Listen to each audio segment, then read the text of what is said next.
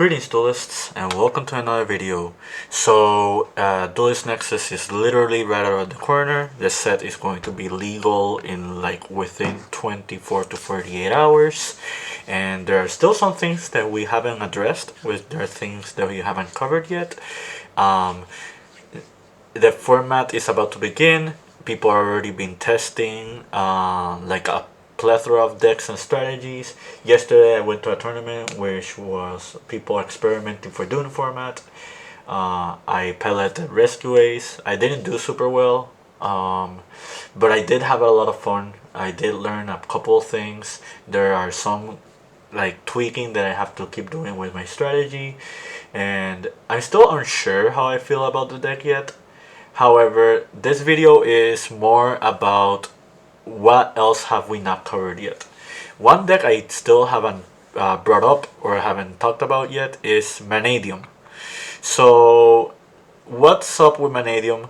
I think it's very important to talk about this deck because despite the format being the way it is, and despite the contending strategies such as Labyrinth, Dragons, Kashtira, Sprite variants, Runic variants, Gold Pride, Branded, Tearlaments, despite those decks still having their firm ground, I think the format is going to divert a little bit, and the playstyle of people's decks and strategies is going to change drastically, and it's because of the existence of this deck. I think Mannadium, out of every deck mentioned in the game, has one of the highest ceilings.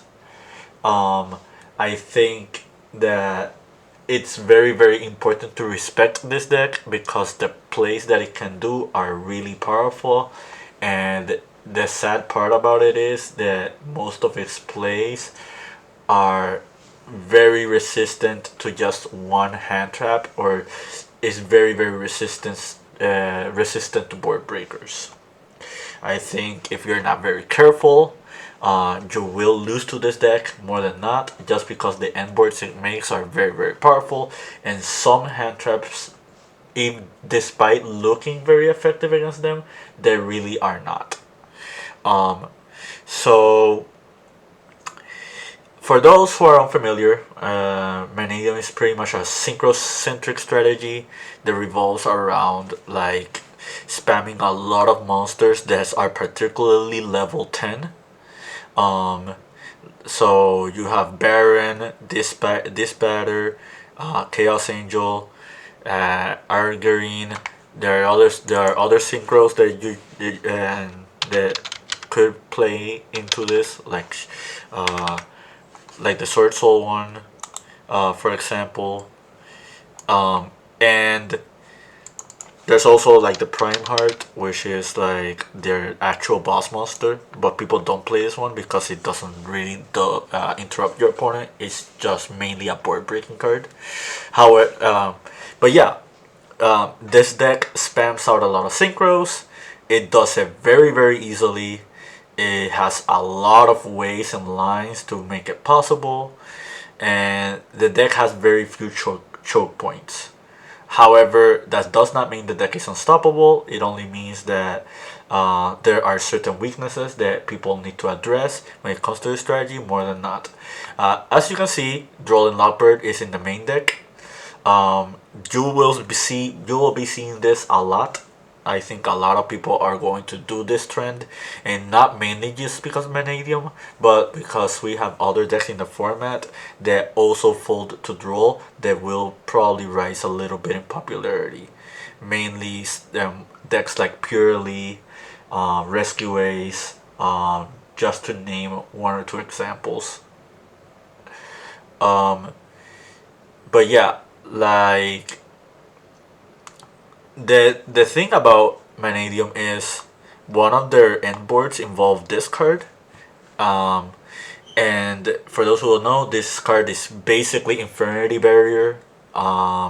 If you control a synchro, and it will destroy the card that you're negating if you have Visa Starfrost in your field or graveyard. But yeah, this card is super easy to search.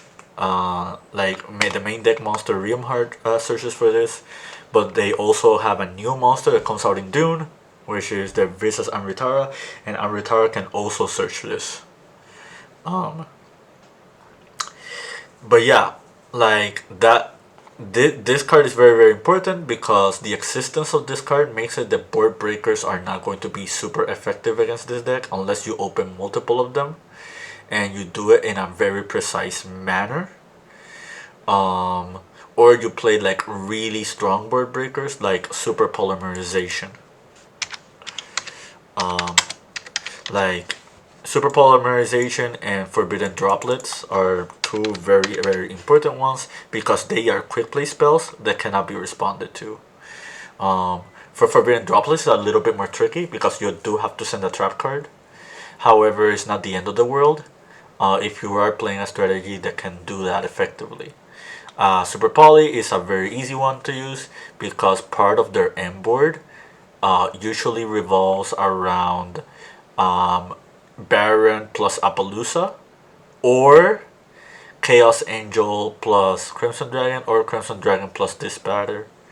And those are multiple monster targets that you can do Super Poly against. The smarter Mannadium players are going to try to make a board full of disruption monsters that do not like outright lose to Super Poly on the spot. But yeah, this deck is really hard to like stop if it resolves everything.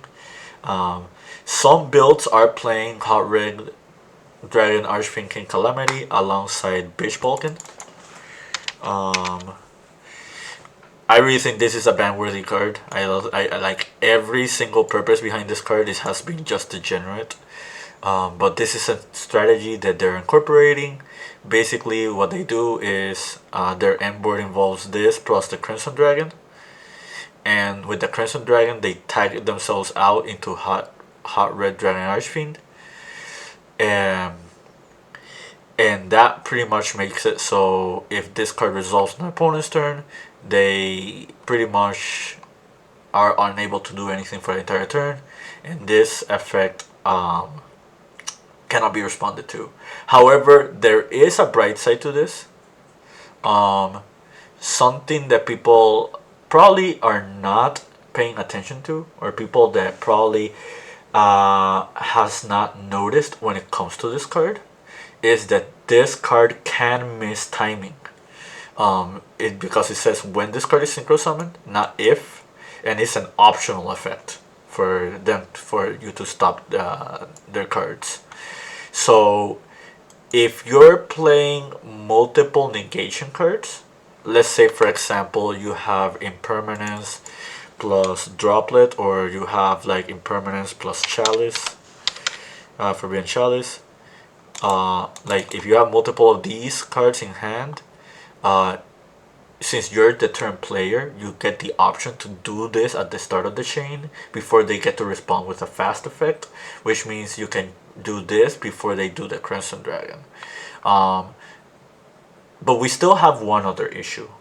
The other issue that we have is that they're going to have multiple negations on board. Like they're going to have Baron, they're going to have Reframing, they might have Dissipator with like a card banished, even though this specifically just stops monster effects. So that's where the non-responsive cards come into play, because those are very easy to use. And now that I gave all those explanations, we can go back to what I was talking in the beginning and go back to like the hand trap scenario.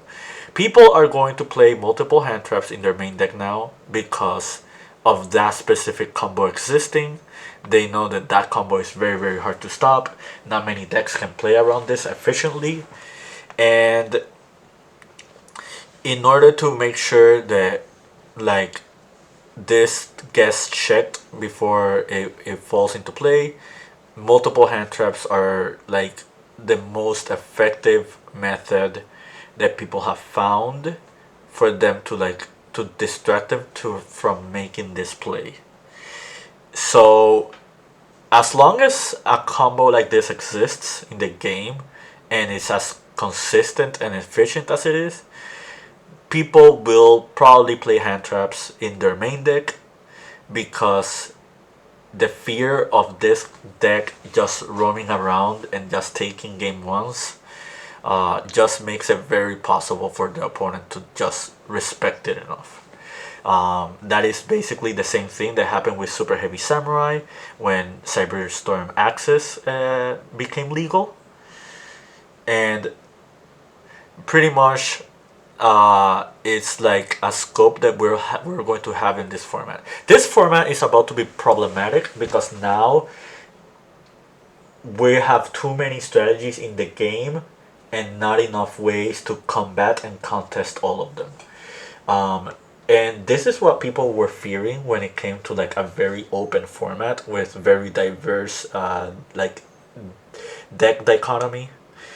Like in one hand, a lot of people have a fighting chance because there are so many decks in the game. There are good mid-range decks as long as player knowledge and player like consistency and like knowledge with your deck is known and given to is warranted. You should be doing well at an event no matter what deck you're playing in hindsight. However, there is one caveat, and that caveat is you have these higher ceiling decks that are just way too strong if they're uncontested, and they're just going to take wins and wins on the spot because players were not knowledgeable against them and they did not either hand trap them correctly or they did not like make their deck thinking about that deck's existence. So sadly, there is no real easy solution to this. However, it's very important for you to know that despite the existence of Mannadium, you pretty much have to make a judgment call whether or not you should be prepared for this deck. And overside and over prepared for it. The reason Droll and Logbird is like super popular right now is because of how diverse it is against many other decks. Like for example, if you're not facing against Mannadium, but you're facing against like Kashtira or Dragon Link or Purely, that card is kind of effective against all three of those. The next possible outlier is Ash Blossom. I'm not a fan of Ash Blossom in Joining Spring because at the end of the day, it is a 1-for-1. You're trading like just one small negate for one card, and there are some decks that just don't lose anything from getting Ash Blossomed. However, Ash Blossom is the card that hits the most amount of cards in the game, and so the versatility of the card is beyond warranted. So that's pretty much like the general consensus you're going to see. The third one is Infinite Impermanence. The reason this one is very important is because of the existence of triple tactic talents and triple tactic thrust. This card has been very, very popular in the format before Dune.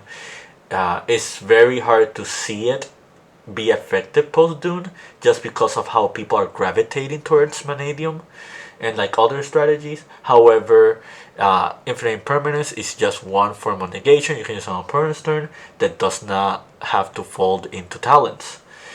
So that's like another thing that people are like looking into when it comes to like trends and strategies. But yeah, I just wanted to make this small discussion video. I'm not gonna show combos or show how Mannadium works because it's a very, very complex deck, at least for me.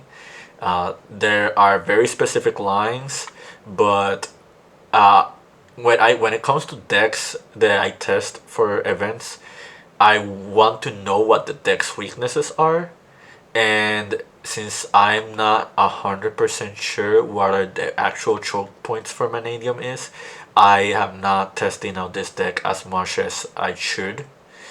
However, I do have the fundamental on how Visa Starfrost work, as well as Reichard. I did that because of a Scareclaw. I've been playing Scareclaw for the past format a lot, so that is a really good fundamental that helps you when it comes to like testing out Mannadium, or just like preparing yourself with like Mannadium on in mind. But yeah, I hope you found what I said very informative. I hope you found this very helpful. Um, Pretty much the gist of it is we're about to enter a format where this deck exists, and in an environment where this deck exists, it's very hard not to respect it without knowing how many people are going to win or play events with it. Um, the deck does have consistency issues. Like, there are some games where you just draw too many of the extenders. The deck is not a one card combo deck unless you open Reichheart or Realmheart. Um, and those are very specific cards. So if you really stop them at the right choke point, or you just stop them on the spot and they don't have the right extenders in hand, they could just lose to any regular deck, um, given they did not open optimally. Um, but yeah, um, Dune is right out in the corner. I hope you uh, are as excited as I am. This is going to be a very chaotic format until we get a ban list or Konami addresses a couple things with certain decks. But yeah, keep practicing and keep dueling.